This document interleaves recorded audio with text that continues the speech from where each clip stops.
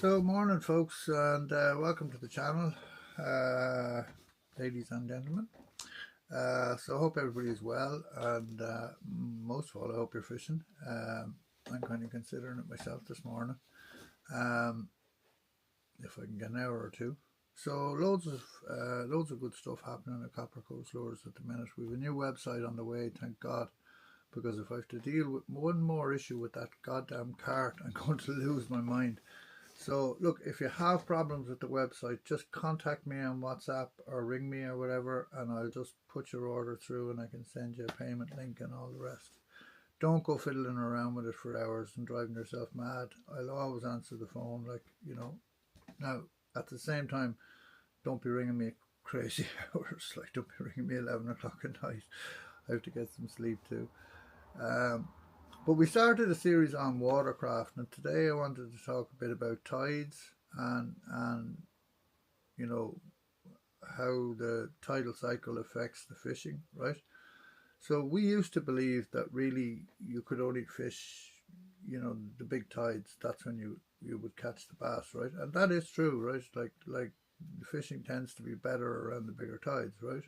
Certainly, if I was booking a fishing holiday or if I was booking a day's guiding with me, I would book it around a big tide, right?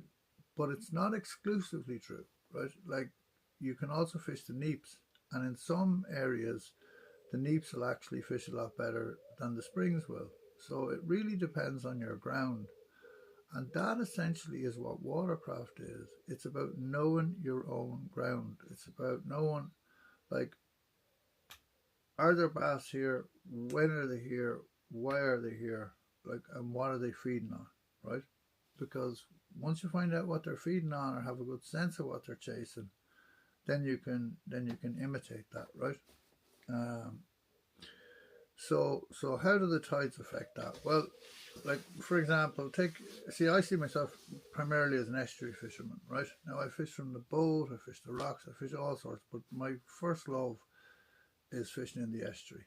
I like to play in the muck, right? I really do. I like to be in the back of the estuary or up the front of it, because it's such a diverse environment, and I love the bird life, and I just love the whole setup. I mean, it just chills me right out, right? So so how do you fish an estuary, or how do you even begin to figure out how to fish an estuary? Well, the simple answer is you actually fish it, right? Like, if you look at any estuary, go onto Google Maps and look at your local estuary. Most estuaries will have 2 or 3 channels, right?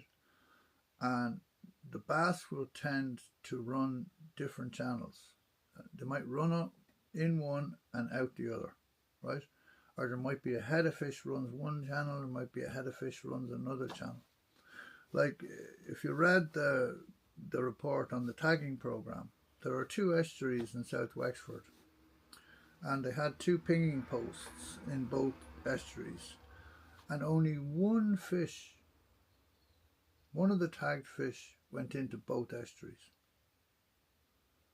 Other than that, all the tagged fish stuck to their own estuary. So bass are extremely habitual, right? So once you get their habits figured out, right, then you're on the ball, right? Then you're on the money. Then you're starting to hit some fish, right? So, and that changes. Like, I was only talking to somebody recently, and it used to be, like, I know an estuary not too far from me, and it used to be you wanted to be there the day before the moon, the day of the moon, and the day after the moon, and those 3 days it would be on fire. But this year it's actually been the building tides. It's been 3 or 4 days before the moon that the big fish are showing up. Like, and by big fish I mean the 60s and the 65s and good sized fish, right? They're showing up, and once the tide gets really big, they're gone, right? Another great example is I had a mark that was just a banker for low water. Like, I mean, it was like, I always knew no matter what happens, I can go here at low water, there'll be a couple of fish in the hole, and I'll take one out of it one way or the other. This year hasn't fished at all. I haven't taken a single fish out of that, and it's because the hole has filled in with sand, right? So the bass now no longer have somewhere to hide. Right now, no doubt they're hiding somewhere in that channel. It's just I haven't had the time to find them yet. Now I can catch them in that estuary on high water, but I have a fair sense of where they are. I just haven't had the time. I'm going to need the belly boat as well to kick across a couple of channels and get out into the middle channel. I think they're running the middle channel, right? There are 3 channels in this estuary, one on the left, one on the right, and one in the middle. And I think they're coming out the middle channel, and I think that's why I haven't been hitting fish, right? Or I've been hitting a lot of schoolies, right? So it's stuff like that that really is the making of you, like as a bass angler. It's thinking about things like and understanding that things change, like they don't always stay the same. But having said that, bass are really, really habitual. So wind direction then. How does wind direction play into, well, wind direction is incredibly important, right? Whether you've got an onshore or an offshore breeze, like obviously settled weather is more productive for bass fishing, right? Now, there's nothing wrong with like 10 or 15 kilometers of southwesterly, a bit of fizzy water, say particularly on the Copper Coast here. It can really fire things up, especially for daytime fishing, right? And look, I've caught bass in howling gales, right? But at the same time, generally speaking, you're looking for more settled conditions, right? Now, I have marks that will fish incredibly well on a northerly wind, and I have other marks that you won't get a touch, right? I know one estuary where when the wind blows from the north, forget it, not a single fish goes in there. They just won't go in. They won't go up against the wind. I don't know why it is, but it's always mystified me, but it's true. So kind of understanding that stuff, you know, it'll increase your catch rate. Really, essentially, is what I'm trying to get to. Yeah. What else to say about it? Then it's about knowing, like, always keep moving, right? Like don't stay stationary. The fish won't come to you. You have to go to them, right? And it's about knowing, like, what would be a good holding spot for a bass. If I were a bass, where would I hide in order to grab bait or to grab something, right? So, like recently I had a young lad out. No, young lad, he's an ophthalmologist, he's not that young. But lovely guy. And we were on a rock mark. And it's a lovely piece of ground. So you got a rock here on your right, about 20 yards out. You got a rock on your left, about the same. And it creates a kind of a backwash, and then there's a little bit of reef, and there was a load of weed washed up in tight to the shore. And he was like, oh, we'll move on past that. And I said, absolutely not. I said, just flick a bait there and don't do anything with it. Just let it wash in. So he threw out, I think it was a power sledge, I don't know, it was some kind of soft plastic. It washed, and you literally saw the bass come up from underneath the weed and grab the lure. Bang, into the fish. Like, so why would the fish hold there? Well, he was out of the current, so he didn't have to work hard, right? So, see, bass are trying to conserve energy all the time. They don't want to work. They don't want to burn off any of the energy they get from the feeding, right? They want to do as little as possible and get as much as they can from it, right? Having said that, it's nothing to them to do 10 miles in a day. Like, I know they'll go 5 miles upriver and 5 miles back down again, like, not a bother. And if you talk to anybody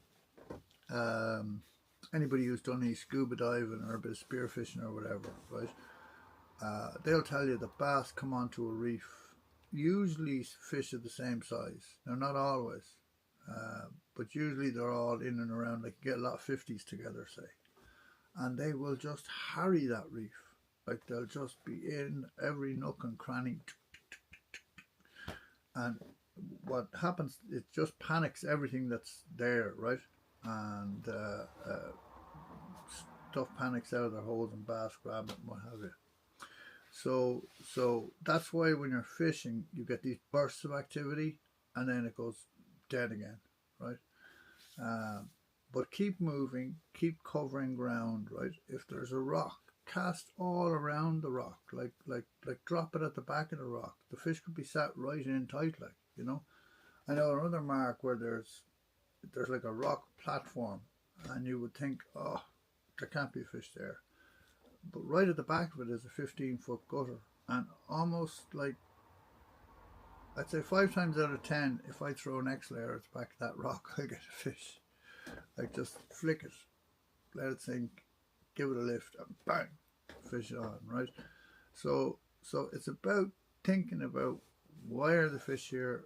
Why are they holding here? Where's a good spot for them to hold, right? And current is incredibly important. If you want to find fish, find current, because they use the current to feed, right? So they'll sit head on into that current and they'll try and get down out of it, right? So if you ever see at the mouth of an estuary, if you've got that lumpy sand, see that wavy, big, and they might be 6 to 8 inches, say, big lumps, like waves. That's ground you want to fish, right? Because what the fish will do is they'll sit down behind one of those sand bars, if you like. Now they're only tiny, you know, they're only yay big, right? Say 8 inches, but they'll sit below that and let the tide wash over them, and everything that's getting blown out of the estuary that can't keep up with the current, like in sand eels and stuff, they can't keep up with a really strong tide. The bass just pop up, grab it, and they're gone, right? That's why, like, you're always casting your surface lures and stuff back up the current. You know, I see fellas casting down the current all the time, and it's like fly fishing. I mean, the minute you get dragged onto that line, the fish can just go away out of that. They know, like you've got to have it moving. The more it moves naturally with the current, the more likely you are to get a hit, actually. Like when I was a kid, I did an awful lot of fly fishing for brown trout, right? Because it was all that was available to me. And now, not that I'm dissing fly fishing for brown trout, I love it. It's actually really good sport. But if you apply those same principles to bass fishing, right? And you think about it, like when you get to a river, the brown trout are in front of you. You know they're there. If you have good glasses, you can see them. And yet you can put all sorts of stuff over them and they won't take it, right? So bass are no different, right? So you get to a mark, and just because they don't hit your lure, don't assume that means there's no fish there. Like the other night was a fantastic example of that for me. Like I was so frustrated a half hour into it. Like, I mean, there were fish feeding all around me. I could hear them, and it was like a slurping noise. I was like, what are they doing? Like, I tried every lure I had in the box, power slides, surface lures, you name it. They didn't want anything. And then I took out creature bait. I showed you them the other day, the battle hog from Raid, right? Now it's a substantial creature bait, 3.8 inches long, right? And it was on a 3.0 the Violence, the VJ 36, is that 36, yeah. Decibel, right? From Decoy. Put it on one of those hooks. I think it was a 7 gram, I think it was. I remember thinking I couldn't cast her very far. But I absolutely smothered it in Halco and flicked it out, and bang, straight away I was into a fish. And then I was into fishing for 2 hours after that. It was just fish after fish. Anytime I got near a weed bed, I'd just throw it into the weed bed. And I was trying to manage with the half-charged headlight in the middle of the night in a mucky estuary. I mean, it's just typical of me, right? I'm not always the most organised individual in the world. But so I learned a lot that night. Like, you know, I learned like you know, when the bass are on the shrimp, they're on the shrimp, and you'll get them to take very little else, right? I remember years ago seeing a guy on Instagram, and he used to fish with these tiny little glass shrimp imitations, and he caught like 85 centimeter bass on them, and they were just incredible, like in a 5-weight rod. I mean, he must have had such sport, like, I mean, just incredible stuff. So, have we strayed off topic? We probably have a little bit. I have kind of a tendency to do that. But what I'm trying to say to you is, it is fairly simple in many ways. It's just know, do my mark, this mark, does it fish on a neeps? Does it fish in a building tide? Or does it fish on springs, right? or maybe it fishes on all three, right? Maybe just at different states of tide, right? Maybe on a spring they're there in the high water, and on a neap they're there in the low water, right? But the only way to do that is to put the miles in, right? Is to put the legwork in, is to go out and fish, and always mix it up. Like, don't just stick to one style of fishing. I see guys just constantly throwing paddle tail after paddle tail after paddle tail, and I have nothing against paddle tails. They're fantastic baits. I mean, look at the baits Garrod is making out in headlock lures. They're lovely lures, right? Like, but they're not the only lures worth trying, and sometimes the fish won't hit them, right? Sometimes they want something else. Like, sometimes they just want a surface lure. Other times they just want a hard lure, right? Now, I know hard lures have gone out of fashion, and I can understand why.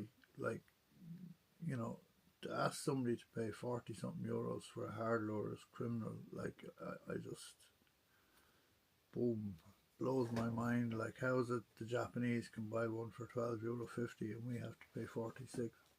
Anyway, that's another day's work. But anyway, I hope that that was helpful, right? Just think about your fishing. Think about the wind, think about the tide, think about the lunar phase, right? And make notes, you know, keep a diary. This day I fished this mark at this time, and right? And over the years then, you know, or even over the season, you'll build up like, if you're fishing hard for a season, you'll build up a phenomenal amount of knowledge, like phenomenal. So, so yeah, so that's it. I hope that's helpful. I wanted to show you these before we wrap it up for the day. So, I got these in from a guy in Greece, and I'll tell you more about them the next day. But they're needlefish, and I want to say thanks to Juan, Bass Republic, for putting me onto him. He's a lovely guy. I mean, look at that sand eel pattern. Just super duper, right? So really looking forward to rigging those up and getting fishing. The power slide is available online.